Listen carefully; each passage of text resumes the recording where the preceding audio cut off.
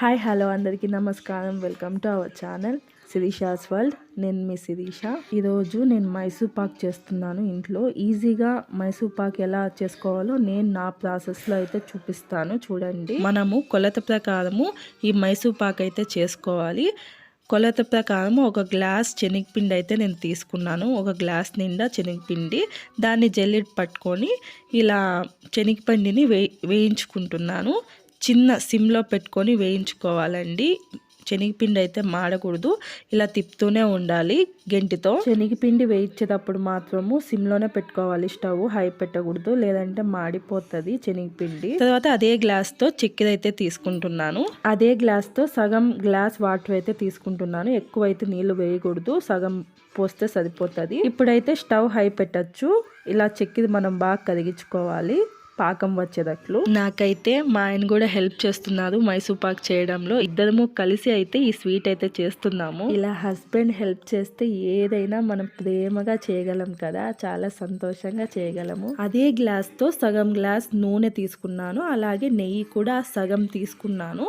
ఇంకా చక్కెర కూడా బాగా మరిగిపోయింది, పాకానికి రెడీ అవుతుంది. అలాగే నూనె కాంచుకోవాలన్నమాట. ముందుగా ఇక్కడ కొంచెం నెయ్యి ప్లేట్లో, గుంత ప్లేట్లో తీసుకొని నెయ్యి చుట్టూ రాసుకుంటున్నాను. ఇక్కడ చూడండి, ఈ వీడియోలో చూపిస్తున్నట్లుగా తీగ పాకం అయితే రావాలి, అప్పుడు రెడీ అయినట్లు పాకము. తర్వాత సిమ్లోనే పెట్టుకొని స్టవ్ శనగపిండి మొత్తం వేసేసుకొని ఇలా మనం ఉంటలు కట్టుకోకుండా గట్టిగా తిప్పుతూ ఉండాలి. ఇలా స్టవ్ సిమ్లోనే పెట్టుకొని ఇలా బాగా చుట్టూ తిప్పుతూ ఉండాలి. అలా తిప్పితేనే ఉంటలు అనేవి కట్టవు.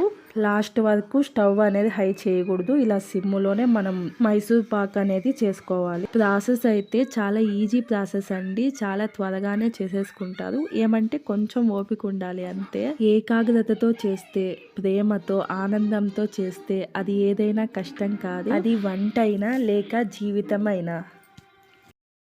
చూడండి, ఇలా పిండి అంతా బాగా కలిసిపోయి ఇలా బాగా తిప్పుకున్నాక బాగా కలిసిపోయింది పిండి అంతా.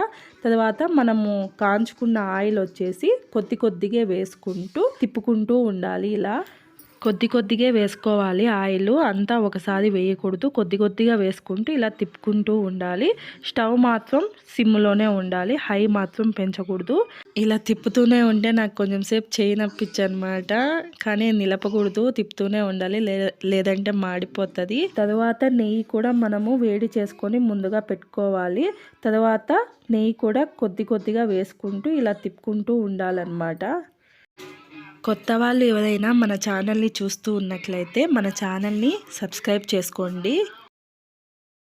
ఇలా తిప్పి తిప్పి నాకైతే చేయి నొప్పిస్తోందని నేను చేస్తా లేదా అని మా ఆయన అయితే తీసుకొని మా ఆయన చేస్తున్నారనమాట. చూడండి, ఇలా గట్టిగా అయింది కదా, అప్పుడే మనకి తెలుస్తుంది. కావాలంటే ఇలా మీరు ప్లేట్లో తెలియాలంటే ప్లేట్లో కొంచెం అలా వేసుకొని ఉంటే వచ్చినాక కావాలంటే మీరు ఇలా దించేసుకోవచ్చు. తెలియకపోతే అందాజ ప్రకారం తెలిస్తే గిన డైరెక్ట్ ప్లేట్లోకి అయితే వేసేసుకోవచ్చు. నేను ఆల్రెడీ నెయ్యి పూసుకొని పెట్టుకున్నాను కదా ప్లేటు, దాంట్లోకి అయితే మొత్తం వేసేసుకుంటున్నాను. చూడండి, ప్లేట్లోకి తీసుకోగానే ఎంత గట్టిగా అయినట్లు కనిపిస్తుందో. త్వరగా గట్టిగా అవుతుంది ఇదైతే గిన. మనం మొత్తం తీసేసుకున్నాక పీస్లు అయితే కట్ చేసేసుకోవాలి ఇప్పుడే, లేదంటే మళ్ళీ గట్టిగా అయ్యాక కట్ చేసుకుంటే కాదు కదా. ఇప్పుడే కట్ చేసుకుంటే లెవెల్గా, మళ్ళీ గట్టిగా అయ్యాక అన్నీ నీట్గా వస్తాయి పీస్లు అయితే. గుంత గిన్నెలో వేసుకుంటే పీస్లు అయితే ఇంకా బాగా లెవెల్గా లావుగా వస్తాయి, చూడ్డానికి బాగుంటుంది. నేనైతే ప్లేట్లో తీసేసుకున్నాను. చేసుకునే వాళ్ళు గుంత లెవెల్గా ఉండే గుంత గిన్నె ఏదైనా తీసుకొని వేసుకోండి, బాగుంటుంది. ఇలా కట్ చేసుకొని ఓ 3-4 గంటలు అలా వదిలేసేయండి, అదే గట్టి పడుతుంది. చూడండి, ఇది గట్టి పడ్డాక ఇలా పీస్లు అయితే తీస్తున్నాను. ఇదిగోండి, ఇలా ఈజీగా వచ్చేసింది కదా పీస్ అయితే. ఇలా అన్నీ ఒకదాని తర్వాత ఒకటి పీసెస్ తీసేసుకొని పక్కన పెట్టేసుకోవడమే. ఇలా ఈజీగా అయితే వచ్చేస్తాయి. చూడండి ఎంత బాగున్నాయి కదా.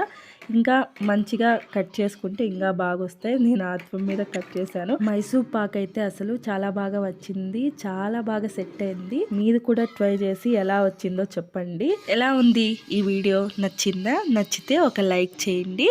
Subscribe to our channel. ఇంకొక వీడియోతో, ఇంకొక మంచి వీడియోతో మళ్ళీ కలుద్దాం. అంతవరకు బాయ్.